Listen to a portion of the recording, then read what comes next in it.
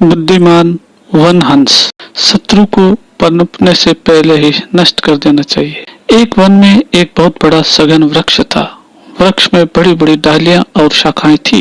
पत्ते भी लंबे लंबे और हरे हरे थे। छाया बड़ी घनी होती थी। कभी भी धूप नहीं आती थी। वृक्ष के ऊपर कई वन हंसों ने अपने घोंसले बना रखे थे। वन हंस घोंसलों में सुख से जीवन व्यतीत करते थे। यूं तो सभी वन हंस साधारण थे, पर उनमें एक बड़ा बुद्धिमान और अनुभवी था। वह जो भी बात कहता था सोच समझ कर कहता था। उसकी कही हुई बात सच निकलती थी। एक दिन बुद्धिमान हंस ने वृक्ष की जड़ में से एक लता निकलती हुई देखी। उसने वन हंसों को भी वह लता दिखाई। वन हंसों ने लता को देखकर कहा, तू क्या हुआ? वृक्ष की जड़ से लता निकल रही है तो निकलने दो, हमें उस लता से क्या लेना देना? बुद्धिमान हंस बोला, ऐसी बात नहीं है। हमारा इस लता से बहुत गहरा संबंध है, क्योंकि यह लता उसी वृक्ष की जड़ से निकल रही है जिस पर हम सब रहते हैं। वन हंसों ने कहा, तुम्हारी बात हमारी समझ में नहीं आ रही है। साफ साफ कहो, क्या कहना चाहते हो? बुद्धिमान हंस बोला, आज ये लता बहुत छोटी सी है। धीरे धीरे ये बढ़कर बड़ी हो जाएगी। एक दिन आएगा जब यह वृक्ष से लिपट जाएगी और मोटी हो जाएगी। जब यह मोटी हो जाएगी तो कोई भी शत्रु इसके सहारे नीचे से चढ़ सकता है और ऊपर पहुंचकर हम सबको हानि पहुंचा सकता है। बुद्धिमान हंस की बात सुनकर सभी वन हंस हंस पड़े। बोले, तुम तो सेब चिल्ली की सी बात कर रहे हो। अरे ये लता अभी छोटी सी है, किसे पता है बढ़ेगी भी या नहीं? बुद्धिमान हंस बोला, हाँ अभी छोटी सी तो है, पर जिस चीज से हानि होने की संभावना हो उसे पहले ही नष्ट कर देना चाहिए। इसलिए इस लता को अभी बढ़ने नहीं देना चाहिए, इसे नष्ट कर डालना चाहिए। ये बढ़ेगी तो हम सब के दुख का कारण बनेगी।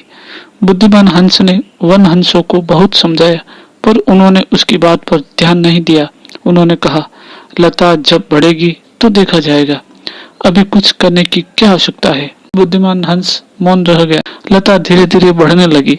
वह बढ़कर वृक्ष से लिपट गई, फिर धीरे धीरे मोटी भी हो गई। इतनी मोटी कि कोई भी आदमी नीचे से उसके सहारे ऊपर चढ़ सकता था। एक दिन सवेरा होने पर सभी वन हंस भोजन की तलाश में उड़कर चले गए। घोंसले खाली हो गए। वन हंसों के चले जाने पर वृक्ष के नीचे एक शिकारी पहुंचा। उसने वृक्ष पर वन हंसों के घोंसलों को देखकर सोचा, इन वन हंसों को सरलता से जाल में फंसाया जा सकता है। कल सवेरे जाल लेकर आऊंगा, वृक्ष पर चढ़कर जाल फैला दूंगा। वन हंस अपने आप ही जाले में फंस जाएंगे। दूसरे दिन शिकारी जाल लेकर आ पहुंचा। वन हंस भोजन की तलाश में जा चुके थे। शिकारी ने मोटी लता के सहारे ऊपर चढ़कर घोंसलों के ऊपर जाल बिछा दिया। वो जाल बिछाकर अपने घर चला गया। संध्या समय जब वन हंस लौटे तो वे अपने घोंसलों में जाने के लिए आतुर हो रहे थे, पर जब घोंसलों में जाने लगे तो बेचारे जाल में जा फंसे। जाल में फंसकर वन हंस फड़फड़ाने लगे। जाल में फंसे हुए वन हंस रोकर कहने लगे, हाय हाय, अब हम क्या करें? जाल से निकले तो किस तरह निकले? शिकारी आएगा और हम सबको जाल में ले जाएगा, हम सब मारे जाएंगे। वन हंसों का रोना कल्पना सुनकर बुद्धिमान हंस उनके पास गया। बोला, अगर तुम लोगों ने मेरी बात मानकर लता को नष्ट कर दिया होता तो आज तुम सब इस जाल में न फंसते। शिकारी ने मोटी लता के सहारे ही वृक्ष के ऊपर चढ़कर घोंसलों पर जाल बिछाया था।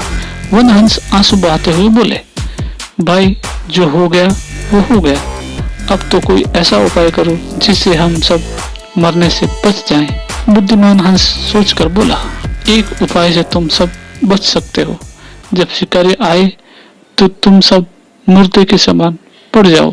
शिकारी तुम्हें मरा हुआ समझकर जाल से बाहर निकालकर फेंक देगा। जब तक वह आखिरी हंस को भी जाल से बाहर निकालकर फेंक न दे, तुम सबको धरती पर मुर्दे की तरह पड़ा रहना चाहिए। वन हंसों को बुद्धिमान हंस की बात पसंद आ गई। उन्होंने कहा, ठीक है, शिकारी के आने पर हम ऐसा ही करेंगे। दूसरे दिन जब शिकारी आया तो वन हंस उसे देखते ही मुर्दे की तरह पड़ गए। शिकारी ने पेड़ पर चढ़कर जाल के पास जाकर देखा। सभी वन हंस मुर्दे की तरफ पड़े थे। शिकारी वन हंसों को मरा हुआ देखकर बड़ा दुखी हुआ। वो जाल से एक एक वन हंस को निकालकर जमीन पर फेंकने लगा। जब तक उसने आखिरी वन हंस को जाल से निकालकर जमीन पर नहीं फेंक दिया, सभी वन हंस मुर्दे की तरह जमीन पर पड़े रहे।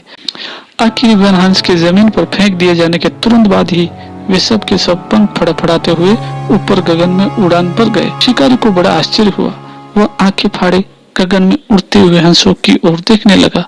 इस तरह बुद्धिमान और अनुभवी हंस की बात मानने से सभी वन हंसों की जान बच गई। कहानी से शिक्षा: शत्रु को पनपने नहीं देना चाहिए, पनपने से पहले ही उसे नष्ट कर देना चाहिए। अनुभवी आदमी की बात न मानने से कष्ट उठाना पड़ता है। अनुभवी आदमी की सलाह का सदा आदर करना चाहिए। कहानी समाप्त।